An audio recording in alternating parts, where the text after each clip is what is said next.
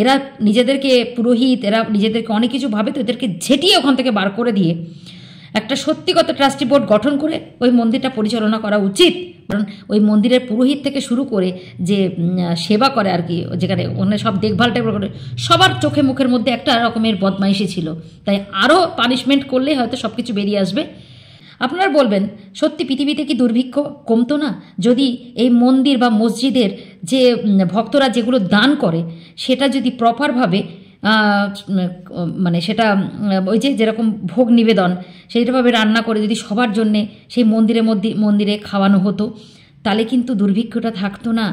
এবং সেই দুঃখীদের একটা সবথেকে নিরাপদ আশ্রয় এবং মানে পেটের যে খিদের মেটানোর জায়গা কিন্তু মন্দির মসজিদ। আপনারা বলবেন কেন?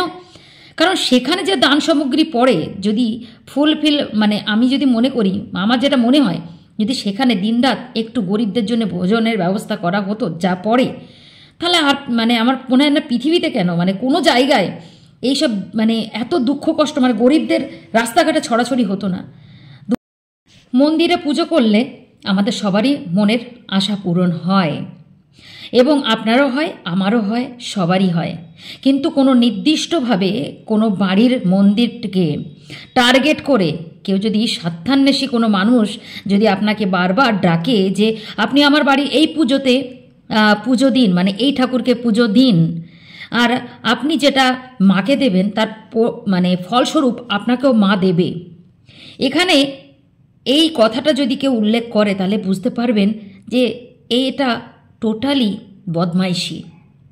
সত্যি কথা বলতে চতুর্দিকে এতটাই মানে অরাজকতা ছেয়ে গেছে, ভালো খারাপটা আমরা গুলিয়ে ফেলছি, সত্যি গুলিয়ে যাবারই মতো, ধাঁধার মতো। মানে মেলায় গেলে যেমন মানুষ হারিয়ে যায় এত লোকের ভিড়ে, ঠিক তেমনি এত এত মানুষের এই যে ছল চাতুরির মাঝখানে ভালো মানুষ এমনভাবে ফেসে যায় যেখান থেকে দাঁড়িয়ে ভালো মানুষ খারাপ মানুষ বোঝা বড় দায় হয়ে গেছে। সবাইকে বলছি, আজকে যে ভিডিওটা করছি নিশ্চয়ই থাম্বনেল থেকে বুঝতে পেরেছেন যে শ্যামা সুন্দরী মায়ের কথা। জানেন, কিছুদিন আগে আমার বাড়ির একজন মানুষ বলছিল শ্যামসুন্দরী নাকি ভীষণভাবে প্রচার হচ্ছে, এবং শ্যামসুন্দরী মা যারা ভালোভাবে ডাকছেন, পুজো করছেন, সেখানে গেলে মনের আশা পূরণ করছে, যেমনটা মঙ্গলা মায়ের ক্ষেত্রে। ভালো কথা শুনে একজন বাড়ির একজন সদস্য বললেন আমার যে একদিন আমরা শ্যামাসুন্দরী মাকে দেখতে যাই, আর এত সুন্দর স্নান করানো, এত সুন্দর সাজানো, মনটা সত্যি কেড়ে যায়। রিলসগুলো ভীষণভাবে দেখি এবং ভাবতাম কোনো একদিন যাব, হয়তো যায়নি কিন্তু যাওয়ার পরিকল্পনা ছিল। কিন্তু এই মন্দিরের যে পূজারি থেকে শুরু করে যারা সেবায়েত মানে যারা সেবা করেন আর কি, প্রত্যেকটা মানুষ এইভাবে মানুষকে কষ্ট দেবে এবং প্রতারণা করবে ভাবা যায়নি। আপনিও ভাবেননি, আমিও ভাবিনি।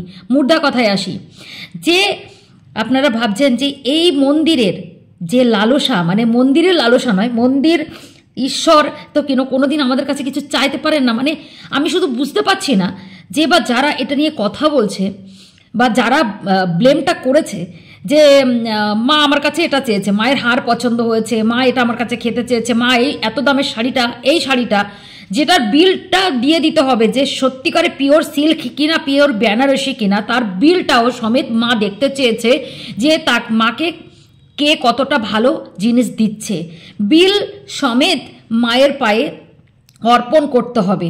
মা নাকি সেটা চেয়েছে ভক্তদের কাছ থেকে। আমি বলি, যে ভক্ত এই ব্লেমটা করেছে, আমি শুধু বুঝতে পারি না যে আপনার মাথায় কি গোবর ভর্তি, যে ঈশ্বর যে সৃষ্টিকর্তা আপনাকে দিচ্ছেন আর আপনার কাছে সে জিনিস চাইছে আর আপনি সেই বুজরুকিতে পা দিয়ে দিলেন, কি আশ্চর্য না?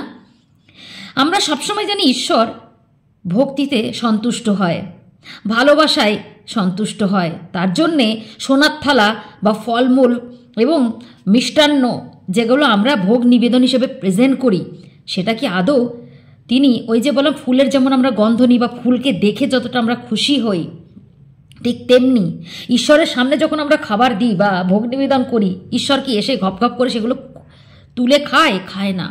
আপনার ভক্তি এবং ভালোবাসাটা দিয়ে যতটুকু খাবার আপনি সামনে দেন, সেটার ওই যে চোখের মধ্যে থেকে উনি সেটাকে নিজের কাছে নিয়ে নেন ফুলের গন্ধের মতো।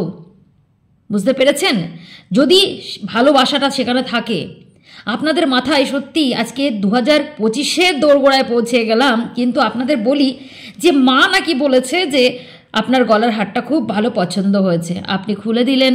এমনকি হিপনোটাইজ করা হয় সেখানে ভেতরে ঢুকিয়ে, যেখানে যেখানে বড় বড় কাস্টমার যারা যখন তারা ভেতরে যান সেখানে তারা নাকি সাইড করে নেন তাদেরকে, যারা রেগুলার মানে কাস্টমার, যারা 11 টাকা 31 টাকা 51 টাকার মানে পুজো টুজো দেন আর কি, তাদের আর ধর পাত্তা টাত্তা দেওয়া হয় না, কিন্তু যারা মানে স্পেশালভাবে থাকে আর কি, এমনকি অনেক ভিআইপিসরাও সেলিব্রিটিরা গেছে সেখানে পুজো দিতে, যেখান থেকে দাঁড়িয়ে তারা ওখানে অনেক অর্থ দান করেছেন।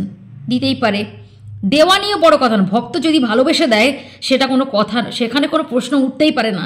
কিন্তু যেখান থেকে দাঁড়িয়ে বলা হয় যে মা চাইছেন আপনার কাছে, আপনার গলার হাতটা খুব সুন্দর পছন্দ হয়েছে, আপনার মায়ের গলার মানে গলার হাতটা আপনার খুব মায়ের পছন্দ হয়েছে, আপনারা বুঝতে পারছেন আপনি কতটা গভেট, বা যারা বুঝতে পারলাম যে আপনাকে ভেতরে ঢুকিয়ে অনেক কিছু মাথায় ব্রেন ওয়াশ করা হয়েছে।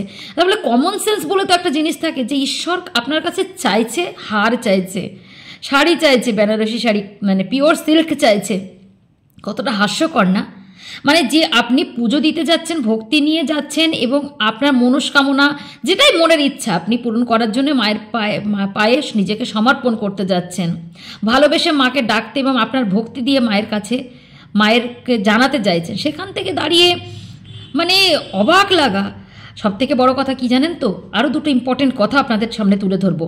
একটা হচ্ছে, ফার্স্ট পয়েন্ট হচ্ছে যে ওখানে যারা সেবা দেয়, মানে ওখানকার যে একটা কর্মচারী, পূজারী যে পুজো করেন, পুরোহিত, তার তো কোনো খোঁজ মিলেনি, যেটুকু পরে দেখলাম যে পাওয়া গেছে, এবং তাকে বেদরক মারা হয়েছে পুলিশের মধ্যে থেকেও। সেকেন্ড হচ্ছে উনি যে দেখভাল ওখানে কাজ টাজ করেন আর কি, তাকেও এরমভাবে পয়সা দিয়ে বদমাইশি করে, মানে বদমাইশের, ওটা যে পুরো একটা বদমাইশের হোলসেল, ঈশ্বর আর মন্দিরটা নয়, যারা কাজ করেন কতটা আপনারা বলুন। তার ইন্টারভিউটা আমি তো এসব দেবো না, আমার ভিডিওর মধ্যে থেকে আপনারা একটু দেখে নেবেন, যে যেখানে সে কর্মরত, সে একটা মহিলা আছে, সে পর্যন্ত বলে ফেলছে যে এখানে কিছু চাওয়া হয় না, ভক্তরা ভালোবেসে সব দেয়। বড় বড় এখানে লোকরাও আছে যারা বড় বড় ভক্ত, মানে বড় বড় ভক্ত মিন্স বুঝতে পারছেন, মালকড়ি যাদেরকে আছে, সে এরকম করে একটা বড় প্ল্যাটফর্মে আমাদের সামনে বলছে যে তারাও আসে, তারাও ফল পায়, তারাও এখানে ভালোবেসে টাকা পয়সা বা দান করে। মানে তার যেই বলার ভঙ্গিটা না পুরো বলে দেয় যে এখানে কতটা লোভ, কতটা মানে এইগুলো মানে মানে কি বলবো, আমি বলে বোঝাতে পারছি না। শুধু রাগ হচ্ছে যে ভক্তদের বা মানুষের বিশ্বাস নিয়ে কিভাবে এইসব অসভ্য মানুষগুলো খেলছে, আর কিছু কিছু মানুষের জন্যে কিছু কিছু মানুষকে অপদস্থ হতে হচ্ছে। মানে একটা বাড়ির মধ্যে ঈশ্বর, হ্যাঁ প্রত্যেক ঠাকুর ঘরের ঈশ্বরের মধ্যে ঈশ্বর বাস করেন, মানে ভগবানের মূর্তির মধ্যে ঈশ্বর বাস করেন, সেটা নিয়ে ব্যবসা করতে নেমে গেছে। প্রথমত ব্যবসা করতে নেমে গেছে, ব্যবসা করবে না করবে, ভালোবেসে যে যতটা পুজো দিচ্ছে সেটা নিয়ে সন্তুষ্ট থাকা উচিত, কিন্তু তা নয়।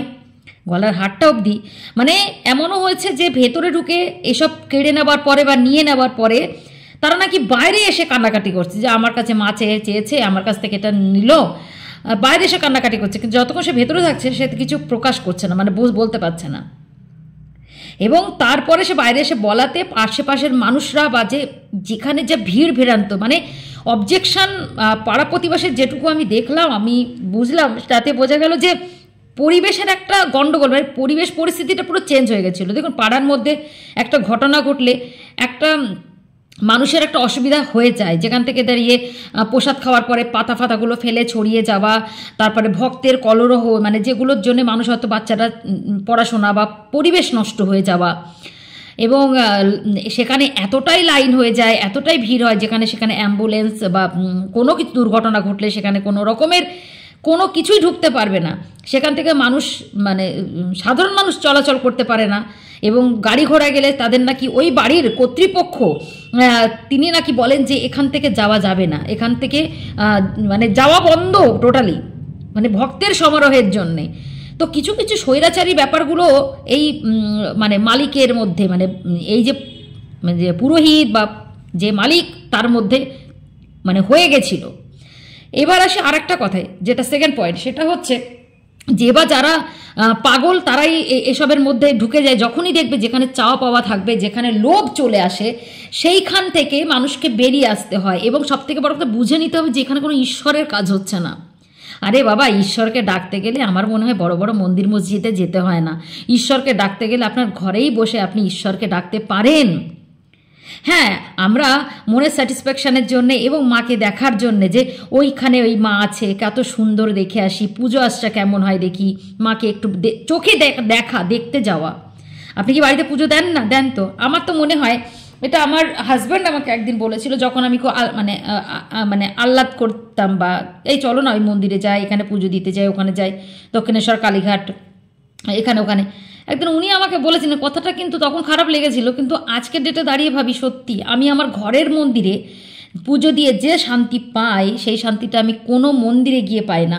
পাই কখন? যখন দেখি না সত্যি শান্তি ভরে ওই ফুলের ডালিটা নিলাম আর ধুপ করে ছুঁড়ে মারলাম, কি করলো কে জানি না, শুধু মাকে দর্শন দিতে যাই, দর্শন করতে যাই, বিশ্বাস করুন চোখ ভরে দেখতে চাই যে মাকে অনেকদিন দেখিনি, একটু দেখে আসি মাকে কেমন লাগছে, মায়ের মানে রূপটা কাছ থেকে একটু দর্শন করা। বিশ্বাস করুন আজ তাই বলি যে আপনারা যদি সত্যি ভালোবাসেন ঈশ্বরকে, কোথাও যেতে লাগে না।